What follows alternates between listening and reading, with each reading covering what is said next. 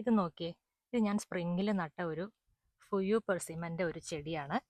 ഇതാണ് അതിൻ്റെ ഫ്രൂട്ട്. കുറച്ച് നാൾ മുന്നേ ഒരു അമേരിക്കൻ പെർസിമൻസ് കാണിച്ചായിരുന്നു. അതങ്ങനെ ഒരുപാട് വലുപ്പമുള്ളൊരു ഫ്രൂട്ടല്ല, ചെറിയതാണ് അമേരിക്കൻ പെർസിമൻസ്. പക്ഷേ ഇത് അത്യാവശ്യം വലുപ്പമുള്ളൊരു ഫ്രൂട്ടാണ്. അത് ഞാൻ നിങ്ങളെ കാണിച്ചു തരാം. ഇതാണ് ഫുയു പെർസിമൻ. കണ്ടോ, അതിന് ഇത്രയും വലുപ്പമുണ്ട്. അമേരിക്കൻ പെർസിമൻ എന്ന് പറഞ്ഞാൽ ഒരു നെല്ലിക്കയുടെ ഒക്കെ അത്രയും വലുപ്പമേ ഉണ്ടാവുള്ളൂ, ഒരു വലിയ ഗ്രേപ്സിന്റെ ഒക്കെ അത്രയും. പിന്നെ നിറച്ച് കുരുവായിരിക്കും. ഇത് ഞാൻ മുറിച്ച് കാണിച്ചു തരാം. ഇതിൽ സീഡ്സ് ഇല്ല, കണ്ടോ. പിന്നെ ഇത് നമുക്ക് അത്യാവശ്യം ഒരുപാട് അങ്ങനെ പഴുത്തില്ലെങ്കിലും നമുക്ക് കഴിക്കാം, നമുക്ക് വായിൽ ചവർപ്പുണ്ടാവില്ല.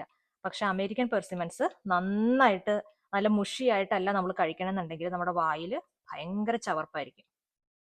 ഇത് നോക്കിയേ, ഇത് ഞാൻ സ്പ്രിങ്ങിൽ നട്ട ഒരു ഫുയു പെർസിമൻ്റെ ഒരു ചെടിയാണ്. ഇതാണ് അതിൻ്റെ ഫ്രൂട്ട്. കുറച്ച് നാൾ മുന്നേ ഒരു അമേരിക്കൻ പെർസിമൻസ് കാണിച്ചായിരുന്നു. അതങ്ങനെ ഒരുപാട് വലുപ്പമുള്ളൊരു ഫ്രൂട്ടല്ല, ചെറിയതാണ് അമേരിക്കൻ പെർസിമൻസ്. പക്ഷേ ഇത് അത്യാവശ്യം വലുപ്പമുള്ളൊരു ഫ്രൂട്ടാണ്. അത് ഞാൻ നിങ്ങളെ കാണിച്ചു തരാം. ഇതാണ് ഫുയു പെർസിമൻ. കണ്ടോ, അതിന് ഇത്രയും വലുപ്പമുണ്ട്. അമേരിക്കൻ പെർസിമൻ എന്ന് പറഞ്ഞാൽ ഒരു നെല്ലിക്കയുടെ ഒക്കെ അത്രയും വലുപ്പമേ ഉണ്ടാവുള്ളൂ, ഒരു വലിയ ഗ്രേപ്സിന്റെ ഒക്കെ അത്രയും. പിന്നെ നിറച്ച് കുരുവായിരിക്കും. ഇത് ഞാൻ മുറിച്ച് കാണിച്ചു തരാം. ഇതിൽ സീഡ്സ് ഇല്ല, കണ്ടോ. പിന്നെ ഇത് നമുക്ക് അത്യാവശ്യം ഒരുപാട് അങ്ങനെ പഴുത്തില്ലെങ്കിലും നമുക്ക് കഴിക്കാം, നമുക്ക് വായിൽ ചവർപ്പുണ്ടാവില്ല. പക്ഷെ അമേരിക്കൻ പെർസിമൻസ് നന്നായിട്ട് നല്ല മുഷിയായിട്ടല്ല നമ്മൾ കഴിക്കണമെന്നുണ്ടെങ്കിൽ നമ്മുടെ വായിൽ ഭയങ്കര ചവർപ്പായിരിക്കും.